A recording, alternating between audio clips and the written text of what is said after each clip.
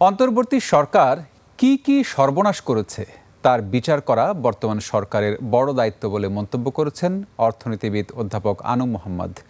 শাহবাগে জাতীয় স্বার্থবিরোধী মার্কিন বাণিজ্য চুক্তি বাতিলের দাবিতে গণতান্ত্রিক অধিকার কমিটির সমাবেশে তিনি বলেন, অন্তর্বর্তী সরকার দেশের মানুষের প্রতি দায়বদ্ধতা থাকলে নির্বাচনের আগে যুক্তরাষ্ট্রের সঙ্গে অসম বাণিজ্য চুক্তি করতে পারত না।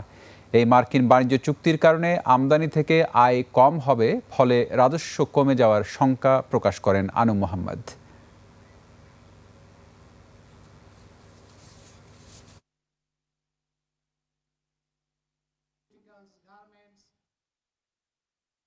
এই যে বিদেশি আমদানিমুখী, বিদেশি কোম্পানিমুখী, বিদেশি আন্তর্জাতিক ঋণমুখী যে সমস্ত অর্থনৈতিক তৎপরতা এবং প্রাণ প্রকৃতি বিনাশী যে সমস্ত প্রকল্প, সেগুলি বাতিলের ব্যবস্থা গ্রহণ করতে হবে। এবং এই সরকার একটা বড় দায়িত্ব হচ্ছে অন্তর্বর্তী সরকার বাংলাদেশের জন্য কি কি করেছে, কি কি সর্বনাশ করেছে, সেটার একটা শ্বেতপত্র প্রকাশ করা, সেটার একটা তদন্ত করা এবং তার জন্য যারা দায়ী তাদেরকে বিচারের সম্মুখীন করা। এই বিচারহীনতা তো চলবে না, যারা অপরাধী তাদের বিচার হইতে হবে।